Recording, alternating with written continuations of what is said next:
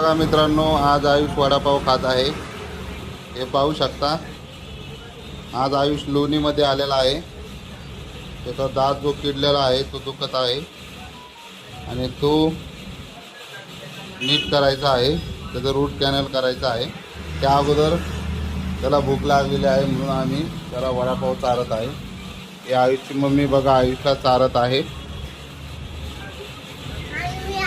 आणि हा आयुष आहे. कोण आहे तू? शेळी. तू लोणीला कशाला आला?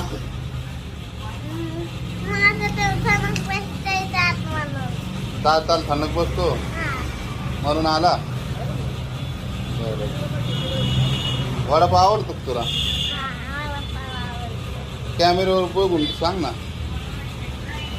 आवडतो ना. बर.